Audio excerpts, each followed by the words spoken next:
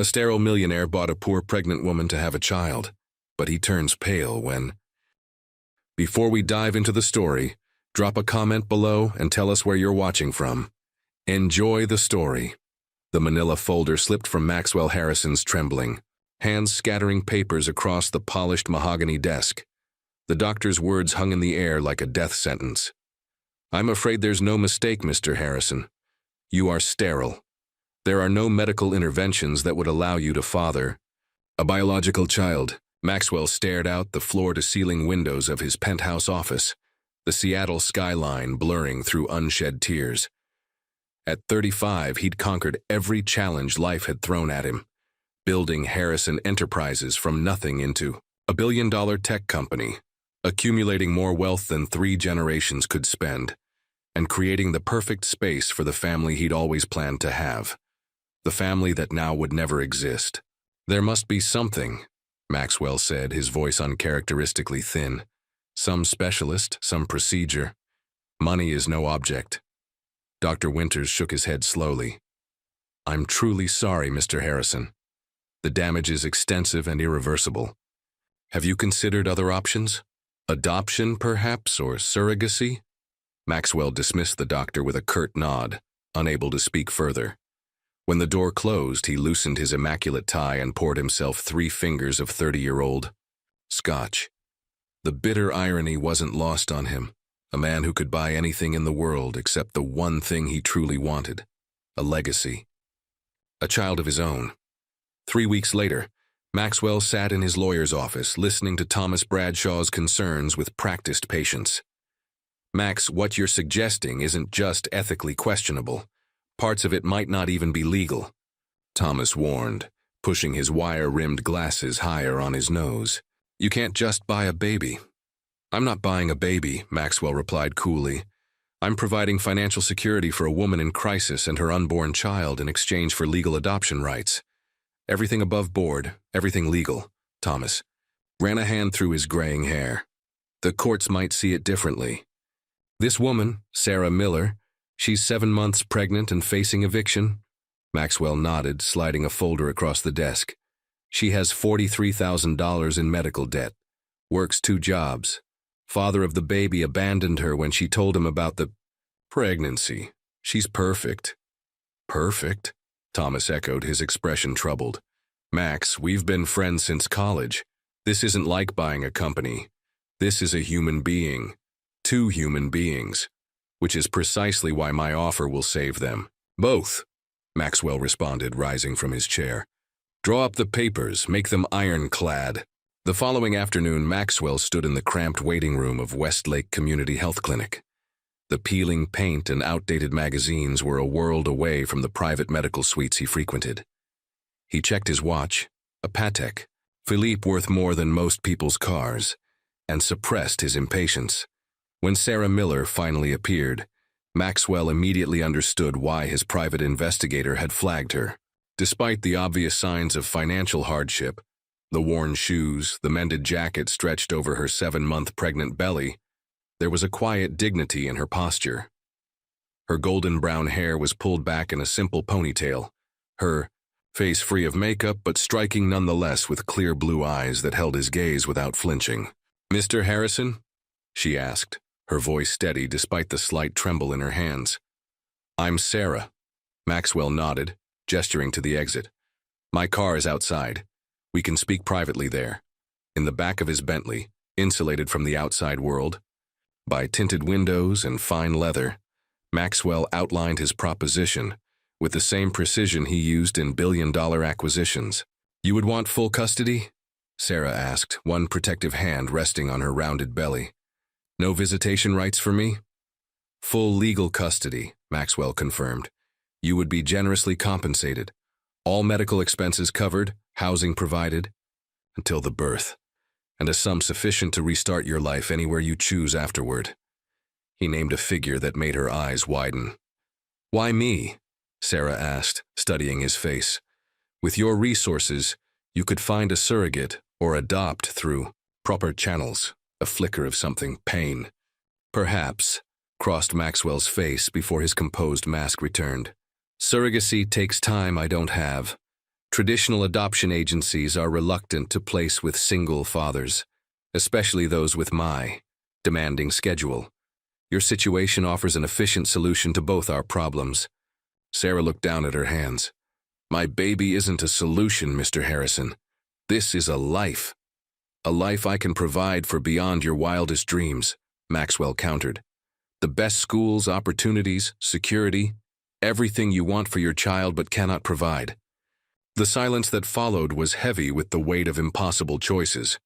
Outside the car window, a young family walked by, parents swinging a laughing toddler between them, oblivious to the life-altering negotiation happening just feet away. I need time to think, Sarah finally said. Of course, Maxwell replied smoothly, handing her a business card with his private number. But time is something neither of us has in abundance. 3 days later, in Thomas's office, Sarah Miller signed the papers with a steady hand that belied the turmoil in her eyes. Maxwell watched her, feeling an unexpected pang as she placed her signature on the final page. It's done, Thomas said quietly. Maxwell extended his hand to Sarah, a businessman closing a deal. You've made the right decision, he assured her. Sarah took his hand briefly, her touch cool against his palm. I hope so, Mr. Harrison, she replied, her voice barely above a whisper. For all our sakes. As she walked out, Maxwell turned to the window, silently acknowledging the turning point. He had secured his legacy at last. What he didn't yet understand was the true price he would pay for it. Sarah stared at the guest house, a modest accommodation, according to Maxwell, that was larger than any apartment she'd ever lived in. Sunlight streamed through floor-to-ceiling windows overlooking manicured gardens and a distant view of Lake Washington. The kitchen is fully stocked, Maxwell explained, his voice businesslike. My housekeeper, Eleanor, will assist with anything you need. Your medical appointments have been transferred to Dr. Abernathy, the best obstetrician in Seattle. Sarah ran her fingers over the marble countertop. And I just stay here until the baby comes? Precisely. Everything in the contract stipulates Remember what I signed? Sarah interrupted, suddenly tired. I'm not likely to forget selling my baby. Maxwell's jaw tightened. You're not selling anything. You're ensuring your child has every advantage in life. Their conversation was interrupted by a soft knock. Eleanor Ward entered, a woman in her 60s with silver hair and kind eyes that assessed Sarah with quiet curiosity.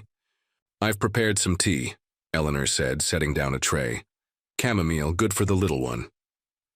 Later that evening, Thomas arrived with additional paperwork. Finding Maxwell alone in his study, he closed the door.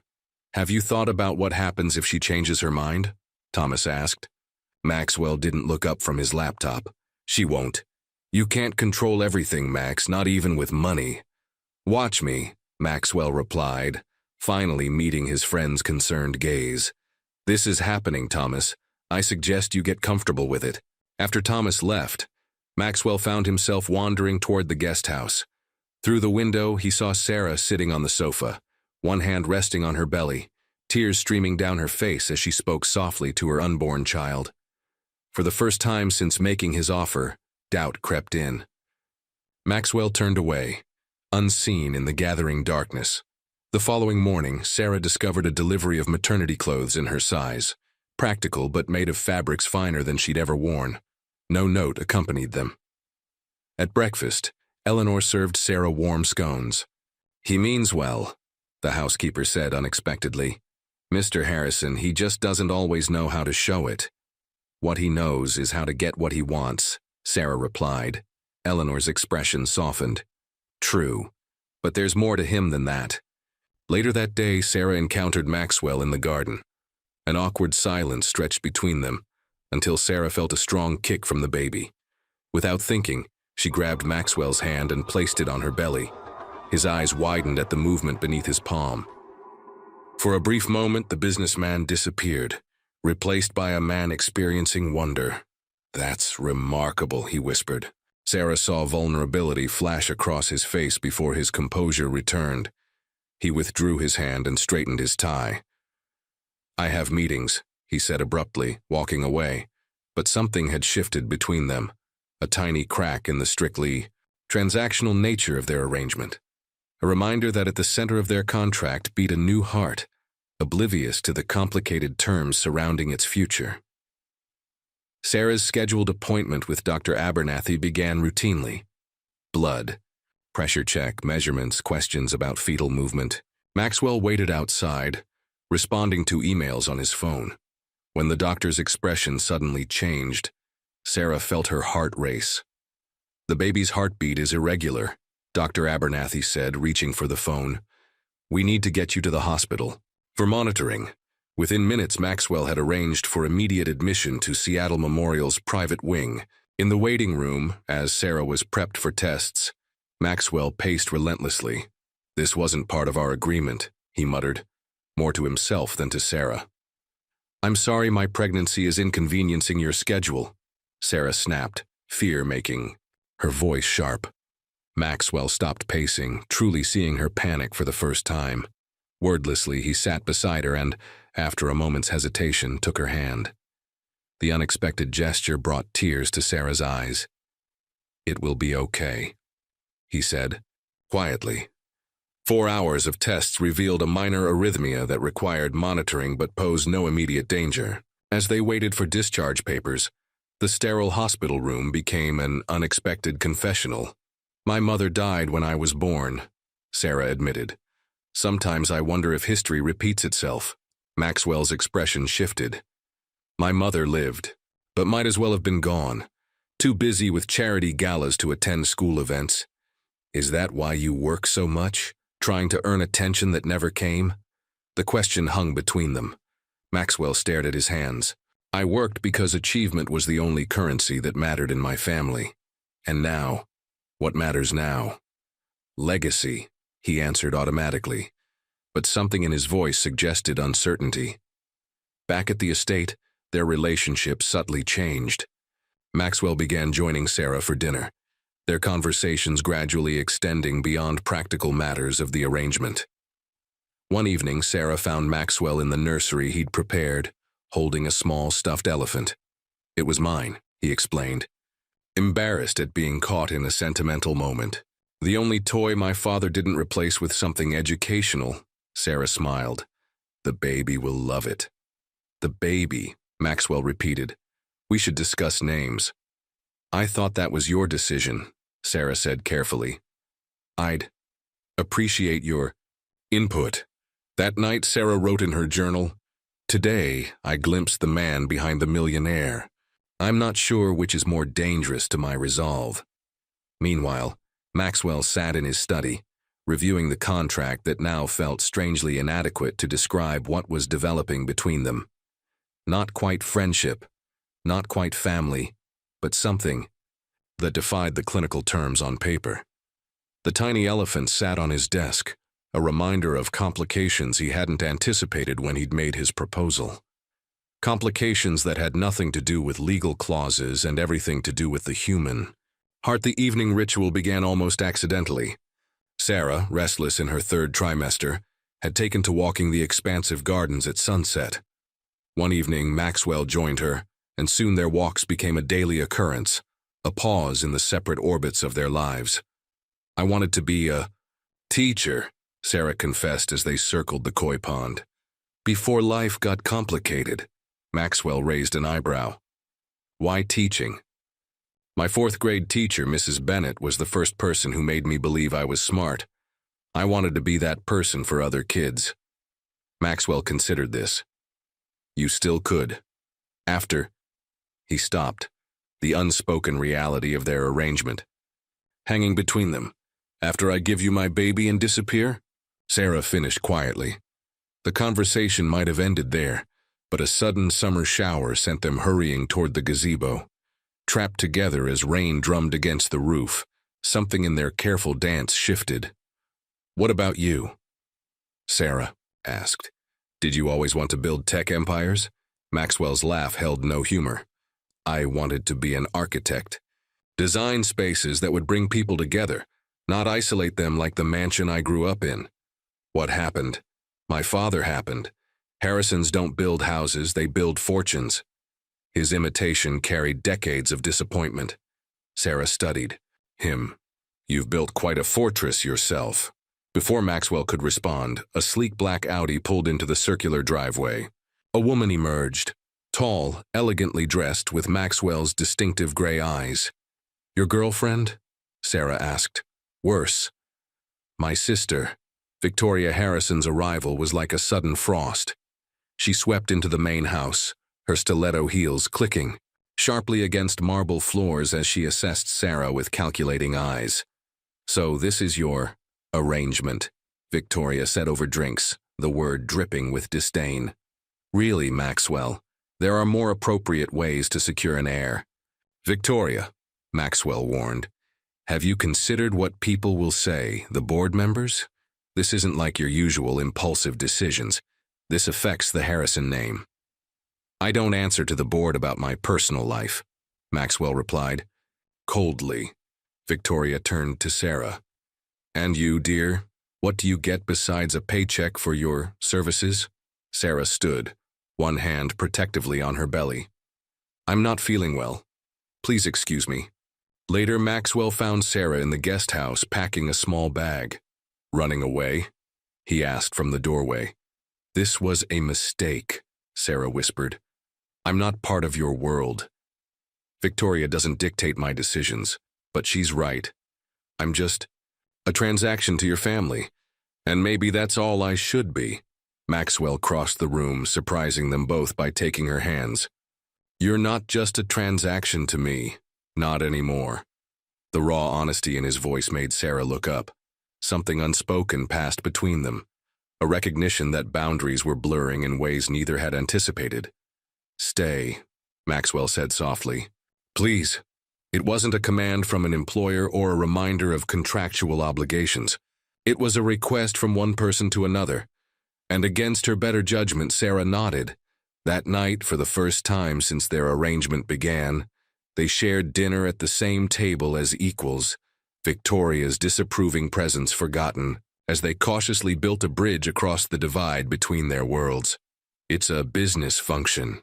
My presence is expected," Maxwell explained, adjusting his bow tie in the mirror. "Having you there simplifies explanations about why I have a pregnant woman living on my property." Sarah smoothed the fabric of the maternity evening gown Eleanor had helped her select. Midnight blue silk that somehow made her feel both elegant and more conspicuous than ever. "So I'm a prop for your corporate image?" she asked, unable to keep the hurt from her voice. Maxwell turned, something like regret crossing his features. "That came out wrong. I'd like your company, Sarah, if you're willing." The gallery was housed in a converted warehouse, its industrial bones softened by strategic lighting and the vibrant artwork adorning its walls. As Maxwell guided Sarah through, the crowd with a protective hand at the small of her back, she felt the curious glances and whispered speculations.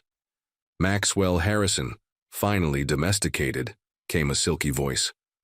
A statuesque blonde in a crimson dress approached, her smile not reaching her eyes. "With such interesting timing, Camilla." Maxwell nodded coolly. "This is Sarah Miller." Camilla Wellington's gaze swept dismissively over Sarah's pregnant figure. "How quaint. Found yourself a ready-made family? One might question the authenticity. Such an arrangement." Sarah felt Maxwell tense beside her, but before he could respond, she stepped forward. "I find that people who question others' authenticity often struggle most with their own," Sarah said pleasantly. "Lovely dress, by the way. Valentino from 3 seasons ago, isn't it?" Camilla's perfectly composed expression faltered. She retreated, with a mumbled excuse about greeting other guests. "That was." Maxwell seemed at a loss for words. "Eleanor may have briefed me on the guest list," Sarah admitted, "including your former girlfriend who dumped you for a Swiss banker." The corner of Maxwell's mouth twitched. "I'm beginning to think I underestimated you, Ms. Miller." As they moved through the gallery, Sarah noticed how differently Maxwell behaved when he thought no one was watching. The genuine interest he showed in emerging artists' work, the generous tips he left with service staff, the way he listened intently when she shared her thoughts on a particularly moving sculpture. Later that evening, returning to the estate, Sarah took a wrong turn looking for the kitchen and found herself in a room she hadn't seen before.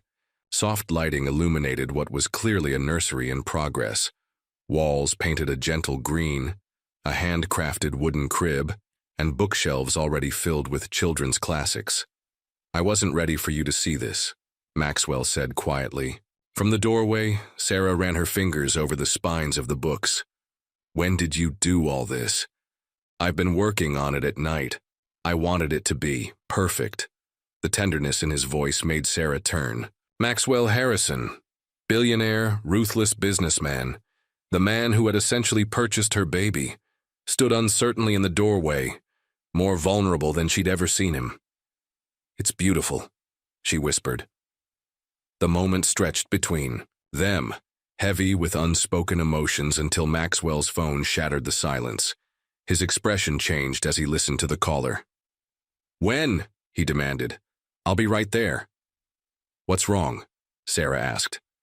"My father's had a heart attack," Maxwell said, already moving toward the door. "He's in intensive care." The carefully constructed world they'd been building shifted once again, reminding them both that some complications couldn't be anticipated in any contract. The hospital corridor seemed to stretch endlessly before them. Despite Sarah's insistence that she could wait at home, Maxwell had asked her to come, a request that surprised them both. Outside the ICU, Victoria paced like a caged panther. She froze when she saw Sarah. "You brought her? Now? Have you no sense of propriety?" "Not now, Victoria," Maxwell warned, his voice tight with strain. Robert Harrison lay diminished among machines and tubes, his once commanding presence reduced to beeping monitors and labored breathing. Maxwell stood rigid at the bedside, his expression unreadable. "Mr. Harrison," the doctor said gently, "your father is stabilized, but his heart has sustained significant damage. We should discuss care options." As Maxwell followed the doctor outside, Victoria turned to Sarah. "You don't belong here. This is family business." "I'm only here because Maxwell asked me to come," Sarah replied quietly. Victoria's laugh was brittle. "Don't delude yourself into thinking you're anything more than a transaction to my brother. Once he has what he wants, you'll be discarded like everything else that no longer serves his purpose." In the hallway, Sarah found Maxwell staring out a window. His reflection haunted. "He was asking for my mother," Maxwell said without turning. "She's been dead for 15 years, and he still calls for her. Not his children." Sarah stood beside him. "Tell me about him." Robert Harrison built an empire through sheer force of will and ruthlessness. Nothing was ever enough. Not his success, not his children's achievements. Maxwell's voice hardened. "The great irony is how desperately I've tried to earn the approval of a man I never even liked." "Is that why this baby is so important to you? A chance to do better?" Maxwell turned, his expression raw with honesty. "I want to be nothing like him, and yet here I am, treating family like a business acquisition." Before Sarah could respond, her phone rang, an unknown number. She answered to find her mother's voice, unheard for years. "Sarah, I've been trying to find you. I'm clean now, 6 months sober. I want to make amends." The parallel was almost too perfect, both of them confronting family ghosts on the same night. Later, in the hospital cafeteria over untouched coffee, Sarah shared fragments of her own story. A mother lost to addiction, foster homes, the determination to build something better than what she'd known. "We're more alike than you might think," she said finally. "Both trying to outrun our pasts." Maxwell reached across the table, tentatively covering her hand with his. "Maybe some pasts can't be outrun, only faced." The moment hung between them. Not employer and surrogate, not millionaire and struggling single mother, but two people recognizing themselves in each other's broken pieces. As dawn broke over the Seattle skyline, they left the hospital changed. The walls they'd built to protect themselves had begun to crumble, revealing the possibility that what had begun as a cold business transaction might become something neither had dared to imagine, a chance at healing old wounds through unexpected connection. Robert Harrison would recover enough to return home, Sarah's mother would continue calling, but something fundamental had shifted between Maxwell and Sarah, a recognition that the family they were creating might save them both in ways they hadn't anticipated when signing their carefully worded contract. Sarah found Thomas waiting for her when she returned from her prenatal appointment. His careful smile didn't reach his eyes. "Maxwell isn't home," she said, setting down her purse. "I know. That's why I'm here." Thomas hesitated. "There are things you should know, Sarah. Things Maxwell hasn't told you." He slid a folder across the kitchen counter. Inside were court documents, a class action lawsuit against Harrison Enterprises for privacy violations that could cost billions. "He could lose everything," Thomas explained. "The timing of your arrangement, it wasn't coincidental." Sarah's hand instinctively moved to her belly. "What are you saying?" "If Maxwell establishes himself as a devoted single father, it creates sympathy with the jury. Public perception is everything in cases like this." The ground seemed to shift beneath Sarah's feet. "So I'm a public relations strategy?" Thomas's expression softened. "I don't know what's in Maxwell's heart, but I do know he didn't tell you everything when he made his offer." After Thomas left, Sarah sat in the garden, trying to reconcile this revelation with the man who had held her hand in the hospital, who had built a nursery with such care. That evening, Eleanor found her still there. "Bad news, dear?" "Just questioning my judgment," Sarah admitted. Eleanor sat beside her. "I've worked for Mr. Harrison for 12 years. He's complicated but not cruel." "Whatever Thomas told you, you knew?" Sarah interrupted. "I know that people are rarely simple, and motives are rarely pure," Eleanor replied, "including yours." Before Sarah could respond, Maxwell's car pulled into the driveway. As he approached, Sarah noticed his distracted expression. "Problem at work?" she asked, unable to keep the edge from her voice. "Nothing important," Maxwell replied, clearly lying. The revelation from Thomas wasn't the only secret unraveling. The following day, Maxwell received a report from his private investigator. Sarah had met 3 times with a man named Jake Wilson, the baby's biological father. When confronted, Sarah's eyes flashed with anger. "You're having me followed. You're carrying my child. I have concerns about who you associate with." "Your child?" Sarah's laugh was hollow. "Funny how biology matters when it's convenient for you." "What does Jake want?" Sarah looked away. "He says he's changed, wants to be involved." "And you believe him?" Maxwell's voice hardened. "Or is this a negotiating tactic? Did you two plan this all along?" The accusation hung between them like poison. Sarah rose, face pale with fury. "Is that what you think of me? That I'm running some kind of scam with my ex?" "I don't know what to think," Maxwell replied coldly, "except that you've been meeting the man who abandoned you and keeping it from me." "Like you kept the lawsuit from me?" Sarah countered. "Thomas told me everything, Maxwell. How convenient that you needed a sympathetic family image right when your company is facing ruin." The silence that followed was deafening. 2 people, who had begun to trust each other, now stood on opposite sides of a chasm of suspicion, each wounded by the other's secretive behavior.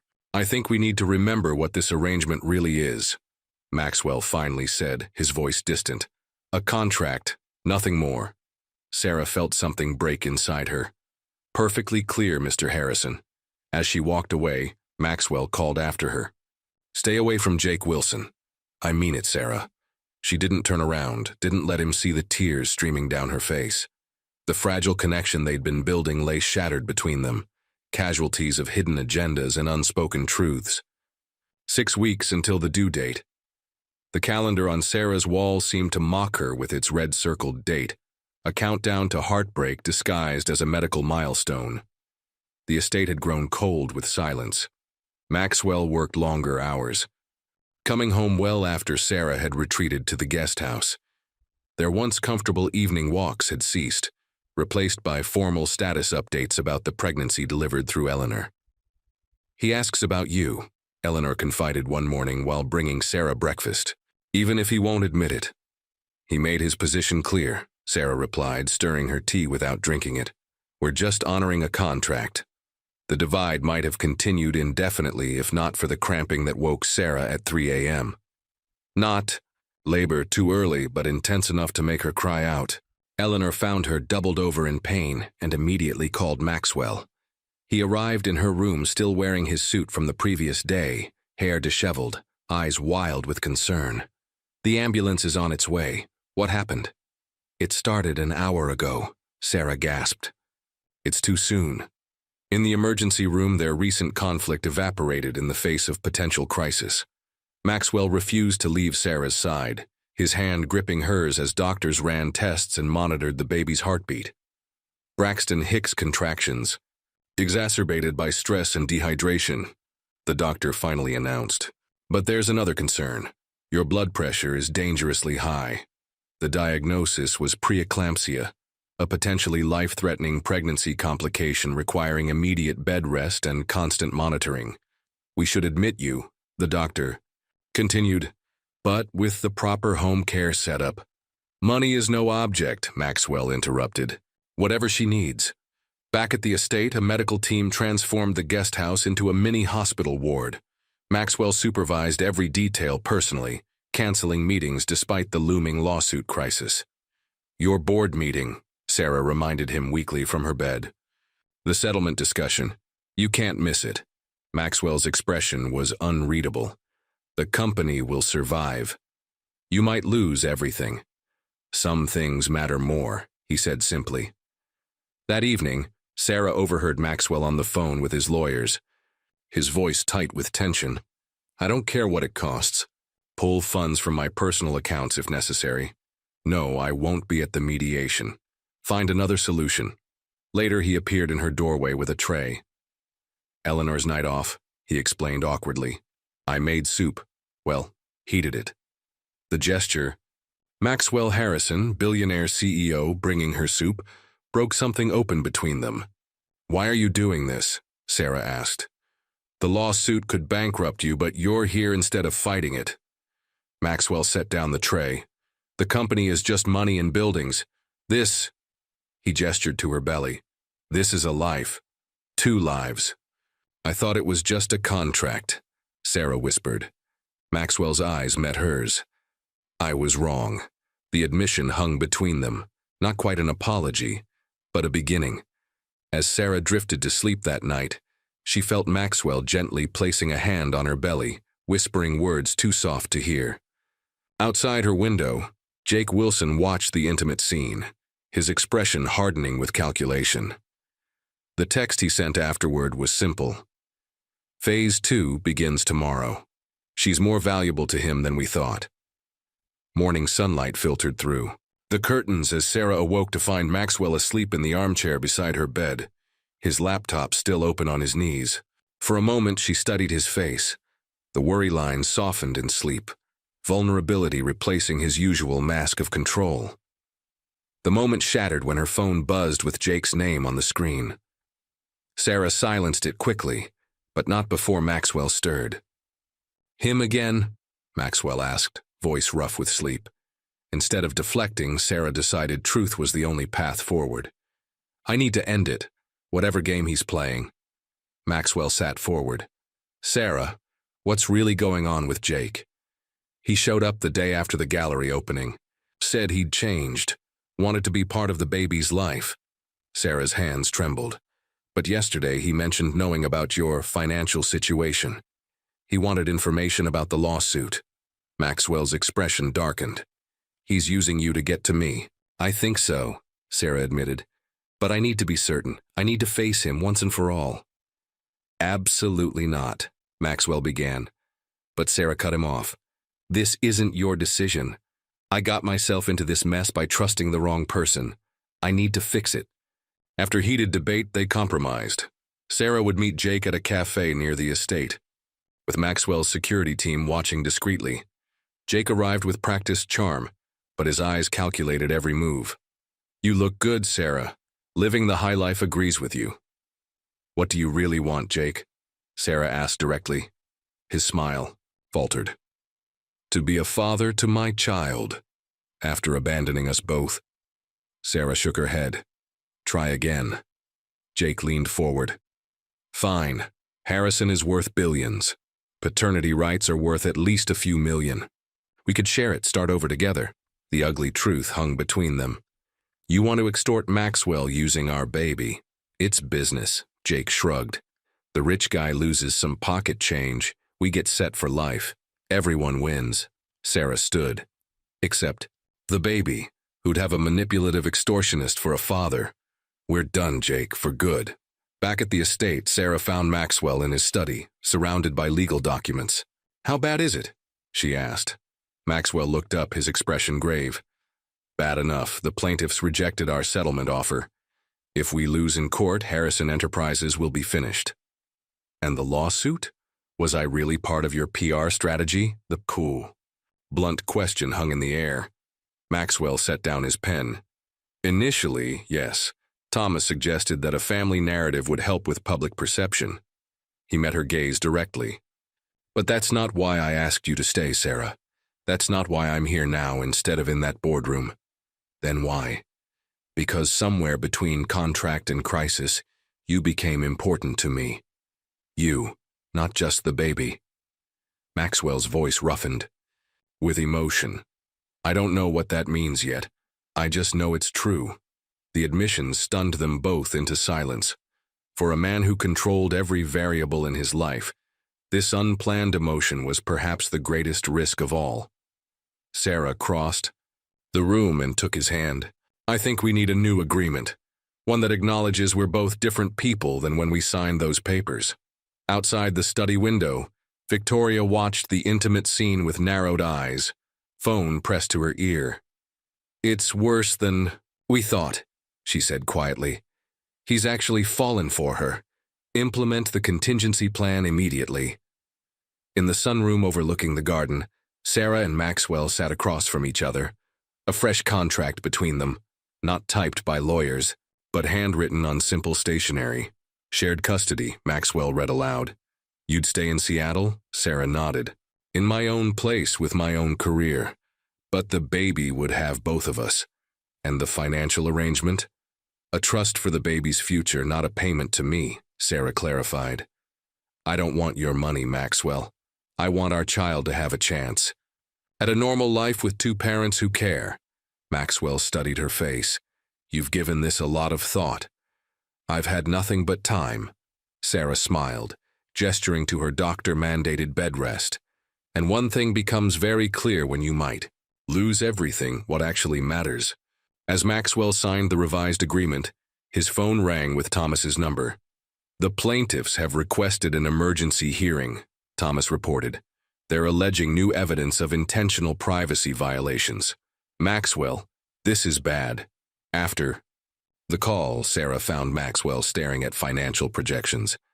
These numbers, she observed, they don't make sense. What do you mean? Maxwell asked, surprised. With unexpected business acumen, Sarah pointed out discrepancies in the quarterly reports. Someone's been manipulating the data. Look, these security protocol implementations are dated after the alleged violations. That's your defense. Maxwell stared at her in amazement. How did you see this? I was an accounting major before life intervened, Sarah explained. Numbers tell stories if you know how to read them. For the next week, as Sarah's condition stabilized, a new routine emerged. Mornings found them reviewing case documents together. Afternoons were spent preparing the nursery. Thomas brought legal updates while Eleanor enforced rest periods with grandmotherly authority. You two, Eleanor observed one evening, finding them asleep on the sofa surrounded by baby name books. Quite the unexpected partnership. During this fragile peace, they created traditions that felt like family, debating names, reading aloud to the baby, planning a future neither had imagined possible months before. Emma, Sarah suggested one evening. It means whole or universal, something that brings everything together. Maxwell tested the name. Emma Harrison, it fits. You still want her to have your last name? Our last name, Maxwell corrected gently. If that's what you want. The question hung between them, not just about a name, but about what they might become to each other. One rain-soaked evening, Maxwell found Sarah in the nursery, arranging stuffed animals in the crib. I never thought I could have this, he admitted, leaning against the doorframe. A real family, Sarah turned to him. Is that what we are? Maxwell crossed the room and, with uncharacteristic hesitation, brushed a strand of hair from her face. I'd like us to be. The moment stretched between them, full of possibility, until Sarah winced suddenly, pressing a hand to her side. The Guiu. Baby's kicking, she explained, guiding his hand to feel the movement. She knows her father's voice. The word, father, landed with emotional weight. As they stood together, connected by the life they'd created between them, the world outside their bubble continued its inevitable march toward crisis. In his office downtown, Jake Wilson signed papers pushed across the desk by Victoria Harrison. You understand what you're agreeing to? She asked coldly. Jake nodded. I know exactly what I'm doing and when. The emergency hearing was scheduled for 10 o'clock. Maxwell adjusted his tie in the mirror, the evidence Sarah had discovered secured. In his briefcase. You'll win this, Sarah assured him from the doorway of his room. The data manipulation is clear once you know where to look. Maxwell turned to her with a rare, unguarded smile. You're the reason we have a fighting chance. Call me the moment it's over. First thing, he promised, kissing her forehead before leaving. Sarah watched his car disappear down the driveway, one hand resting protectively on her belly. At 38 weeks, even the smallest movements exhausted her, but today she felt strangely restless. The first contraction hit while she was arranging baby clothes in the nursery. Sarah dismissed it as Braxton Hicks, but when the second came, just 7 minutes later she realized her labor had begun 3 weeks early. Eleanor, she called, making her way carefully downstairs. I need to reach Maxwell. But Maxwell's phone went straight to voicemail. Courthouse rules required. Devices be silenced. With contractions intensifying, Eleanor drove Sarah to the hospital, while the security team attempted to reach Maxwell. In the courtroom, Maxwell was presenting the evidence of data manipulation when Thomas slipped him a note. Sarah in labor. St. Luke's Hospital. Your Honor, Maxwell interrupted himself. I must request an immediate recess. Family emergency. The judge frowned. Mr. Harrison, we've convened specially for this hearing. My child is being born, Maxwell said simply. Already gathering his papers, the judge's expression softened. 2-hour recess granted, but we reconvene without fail at 1 o'clock. Maxwell raced through hospital corridors, only to be stopped at the maternity ward entrance by a security guard. Family only during complications, sir. Complications? Maxwell felt his heart drop. I'm the father. Not according to the patient's records, the guard replied. The biological father is already with her. Through the window, Maxwell saw Jake Wilson standing beside Sarah's bed, holding her hand as medical staff swarmed around her. A nurse was attaching monitors, expressions urgent. There's been a mistake, Maxwell insisted, pushing forward. Sir, I have strict instructions. From who? From me, came Victoria's voice behind him. Brother, we need to talk. In a private waiting area, Victoria's composure was steel. I'm saving you from yourself, Maxwell. This woman and her ex-boyfriend have been planning to take you for millions. That's a lie, Maxwell growled. Is it? Jake Wilson filed paternity papers this morning with evidence proving they've been in contact throughout her time with you. The timing is suspicious, wouldn't you say? You did this, Maxwell realized. You approached Jake. Victoria's smile was thin. I protected our family interests, as always. Inside the delivery room, Sarah fought through contractions while trying to understand Jake's sudden appearance. Get out, she gasped. Where's Maxwell? Security's keeping him away, Jake replied smugly. Our lawyer filed emergency custody paperwork this morning. Very convincing evidence that you've been my partner all along, just working a con on Harrison. You forged evidence, Sarah realized, horrified. The baby's vitals, the doctor's voice cut through sharply. Fetal distress. We need to prep for emergency C-section. Outside, Maxwell confronted the head of hospital security, Thomas at his side presenting legal documentation. Sarah Miller signed a shared custody agreement with me. Her medical proxy, Maxwell! Eleanor pushed through the crowd. The baby's in danger. Emergency surgery. The word surgery cut through the bureaucratic standoff. As Sarah was wheeled toward the operating room, she locked eyes with Maxwell across the corridor. I didn't betray you, she called out. I wouldn't. The doors swung closed behind her, leaving Maxwell facing the most important legal battle of his life. Not for his company, but for his family. The minutes stretched into hours as Maxwell paced the surgical waiting area. Thomas worked furiously on his laptop, filing emergency motions to counter Jake's claims, while Eleanor kept a quiet vigil beside them. Mr. Harrison? The surgeon appeared, still in scrubs. Mother and baby are stable. It was close. The umbilical cord was wrapped around the baby's neck, causing the distress. But we got to her in time. Her? Maxwell's voice caught. A little girl, 5 pounds, 4 ounces. And Sarah? Recovering from the anesthesia. She's asking for you. Before Maxwell could move, a hospital administrator approached with a police officer. I'm sorry, but we have conflicting legal claims regarding the infant. Until this is resolved. The mother has named Mr. Harrison as her permitted visitor, the surgeon interrupted firmly. Medical decisions supersede your administrative concerns. This way, Mr. Harrison. In the recovery room, Sarah lay pale against white sheets, an IV in her arm. Her eyes found Maxwell's immediately. They took her to the NICU, she whispered. She wasn't breathing at first. Maxwell took her hand, his usual composure shattered. I should have been here. Victoria? Working with Jake, they filed false paternity claims, forged evidence of an ongoing relationship between you two. His grip tightened. Sarah, I never doubted you, not for a second. Tears slipped down her cheeks. They won't let me see the baby. Jake is claiming rights as the biological father. Thomas is handling it. Right now, you need to rest. Maxwell brushed her hair back gently. I'll find a way to see our daughter.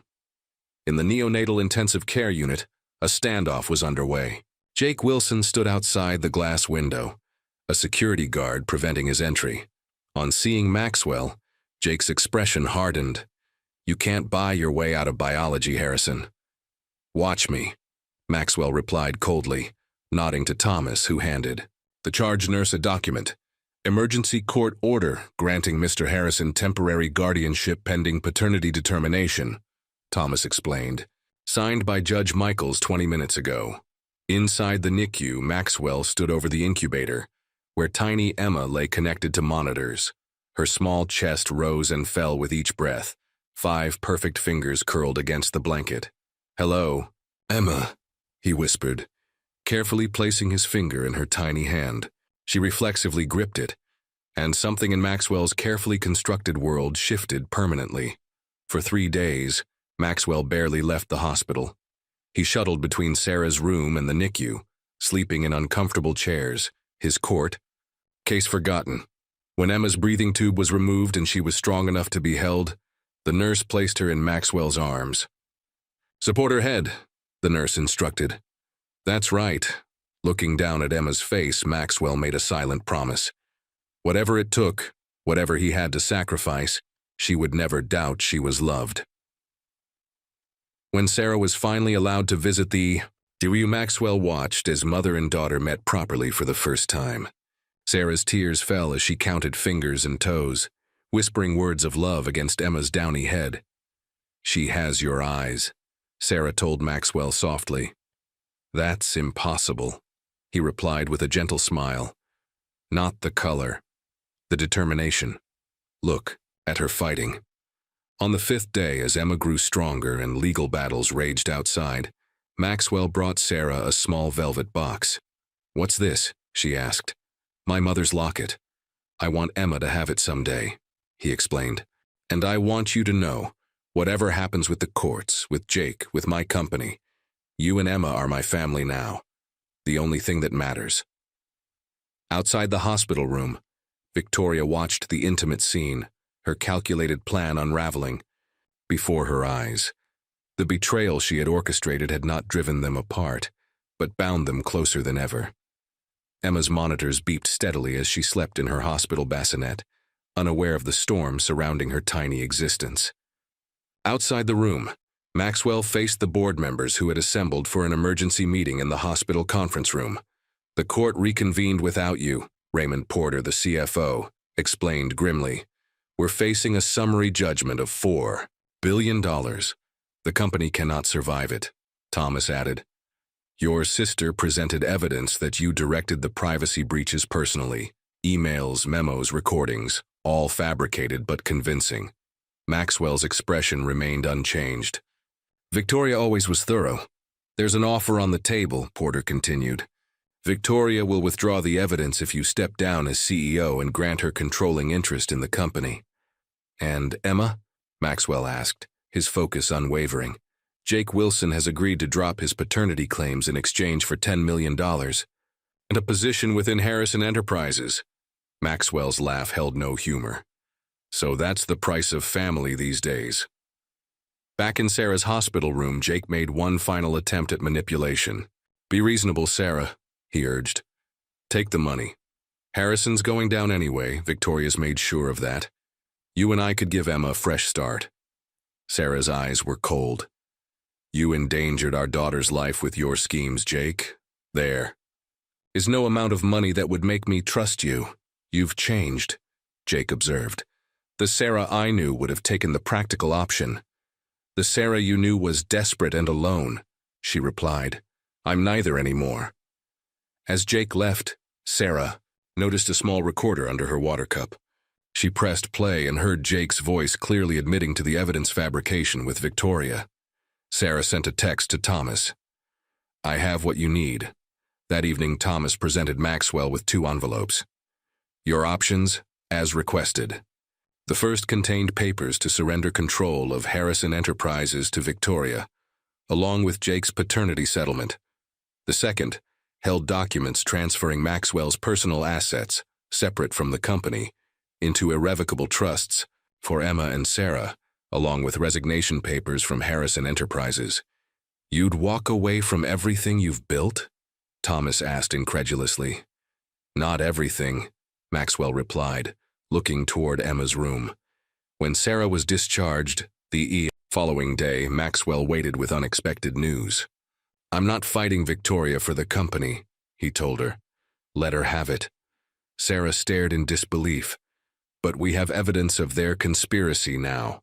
The recording, using it means a prolonged legal battle. More time in courtrooms than with Emma." Maxwell took her hand. "My father spent his life building an empire and missed everything that mattered. I won't make the same mistake." "What will you do?" "Start over. Properly." His eyes held steady on hers. "But I need to know where you stand, Sarah. Not just for Emma's sake, but for us." Before she could answer, Victoria appeared in the doorway. "Touching scene," she remarked coldly. "I have the papers ready for your signature, Maxwell." "Actually," Sarah interrupted, "we have a counter-proposal." She nodded to Thomas, who handed Victoria a folder. "What is this?" Victoria demanded. "Evidence of your conspiracy with Jake Wilson, including recorded confessions of evidence tampering," Thomas explained. "Felony charges, potentially." Victoria's composure cracked. "You wouldn't dare. I'm family." "That's exactly why I'm giving you a choice," Maxwell replied. "Option 1. You resign from the board, sell your shares back to the company at market value, and disappear to the villa in France. Option 2. Criminal charges, public scandal, and watching the Harrison name dragged through every tabloid in the country." After Victoria's stunned departure, Sarah turned to Maxwell. "You didn't tell me you were planning this." "I wasn't," he admitted. "But someone very wise recently showed me there's always another option if you're willing to rewrite the rules." As they prepared to take Emma home, Sarah made her own decision about their future, one that would require Maxwell to trust her completely. Rain streamed down the windows of Maxwell's study as he signed the final documents. With each signature, pieces of the empire he'd built slipped away, not lost to Victoria's schemes but deliberately released. "Are you certain about this?" Thomas asked, witnessing the pages. "We could still fight." "I've been fighting my whole life, Thomas," Maxwell replied, setting down his pen. For approval, for success, for control. I'm choosing something different now. Upstairs in the nursery, Sarah sat in the rocking chair with Emma sleeping against her chest. Eleanor bustled about, arranging baby clothes with grandmother-like precision. He's giving it all up, Sarah said softly. His company, his position, everything he's worked for. Eleanor's hands stilled. Not everything, dear. Not what matters most. When Maxwell entered the nursery, his expression was lighter than Sarah had ever seen it. He knelt beside the rocking chair, gently touching Emma's small back. It's done, he said simply. Harrison Enterprises is restructuring. I've retained a minority stake, but operational control passes to the board tomorrow. And Victoria? Accepted. The settlement. She leaves for France tonight. Maxwell met her eyes. We're free, Sarah, all three of us. Later that evening, as Maxwell packed his personal items from the home office, Sarah found him holding his father's old pocket watch. The weight of legacy hung heavy in his hands. My father would consider this the ultimate failure, Maxwell mused. Surrendering the company he built. What do you consider it? Sarah asked. Maxwell closed the watch with a decisive snap. The first true success of my life. He placed the watch in a box of keepsakes for Emma, not as a symbol of what was lost, but what was chosen instead. As they prepared to leave the mansion that had been the site of their unlikely beginning, Sarah finally shared her decision. I want us to start fresh, she began carefully. Not in your world or mine, but something we build together. Maxwell listened as she outlined her vision. A modest home, a small investment firm founded on ethical principles, college courses. She wanted to pursue a life measured not in billions, but in moments. It won't be easy, she cautioned. You've never lived without wealth, without power. I've never lived with purpose either, Maxwell replied. Or with love. The word hung between them, not part of their original contract, not expected or demanded, but grown nonetheless in the space between transaction and truth. Outside, moving trucks waited to transport their essential belongings to a lakeside cottage Maxwell had purchased under a different name. Protection against lingering media attention. As rain continued to fall, they stood one last time in the grand foyer where Sarah had first entered as a business arrangement. Are you sure? Maxwell asked, giving her one final chance to reconsider. This life will be very different. Sarah looked down at Emma sleeping peacefully in her carrier, then back to Maxwell. Different doesn't mean less, Maxwell. Sometimes it means more.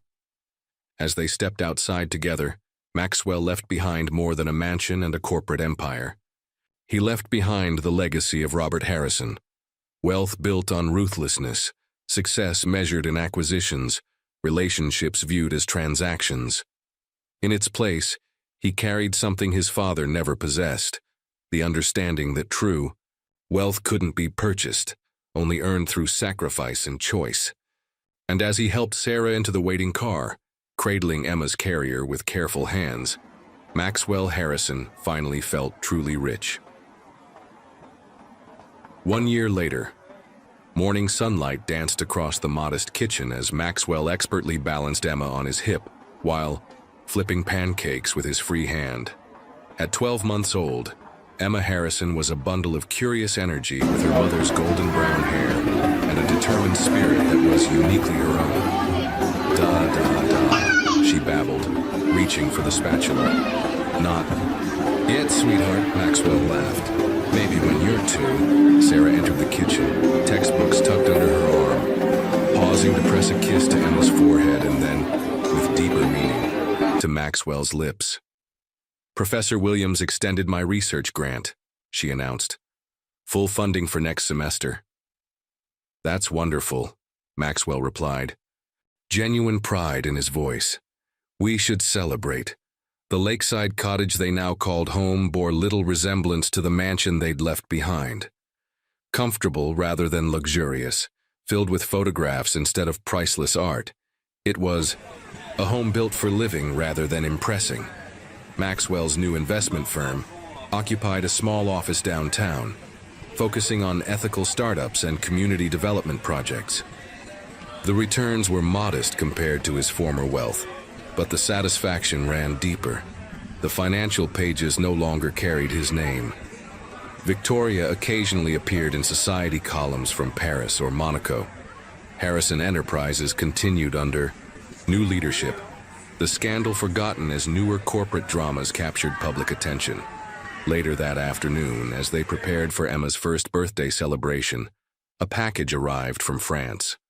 A silver rattle with the Harrison crest. No note enclosed, Maxwell placed it silently in a drawer. Recognition of the olive branch, but unwillingness to introduce old ghosts into their hard-won peace. The small gathering included Eleanor, who had retired from the mansion but remained part of their lives, and Thomas, whose legal practice now focused on family advocacy. No corporate associates, no society friends, only people who had seen them at their most vulnerable and chosen to remain. As Emma toddled between guests in her birthday dress, Maxwell found Sarah standing at the edge of the lake. Having second thoughts? He asked, joining her. Sarah shook her head. Just the opposite. I was thinking about that first day in your office, the contract we signed. How neither of us could have imagined this. Maxwell took her hand, the simple gold band on her finger catching the light. A quiet ceremony 6 months earlier, witnessed only by their closest friends. I was trying to buy a legacy, he mused. Instead, I found something I didn't know how to look for. And what was that? Sarah asked, though she knew the answer. A family, a real one. Maxwell's voice grew serious. Sarah, do you ever regret it? Giving up the financial security I originally offered? Sarah turned to face him fully. Not for a second. Money doesn't raise a child, Maxwell. Love does. From the patio, Eleanor called that it was time for cake. Emma sat in her high chair, eyes wide with wonder at the single candle flickering before her. As they gathered around singing Happy Birthday, Maxwell felt the weight of his father's pocket watch in his pocket. No longer a burden of expectation, but a reminder of the choice to be different. Later, he would place it in Emma's keepsake box with a letter explaining not the empire that might have been hers, but the courage it had taken to choose a different path. When the candle was blown out, with considerable help from her parents, Emma reached for both Maxwell and Sarah, one small hand gripping each of their fingers. In that perfect moment, Maxwell Harrison, once defined by acquisition and control, understood the immeasurable wealth of letting go. The contract that had brought them together had expired long ago, replaced by something no lawyer could draft and no fortune could purchase. A family built not on obligation, but on choice. Not on transaction, but on transformation. And as Emma's laughter filled their modest home, Maxwell knew with absolute certainty that he had finally found the legacy that mattered.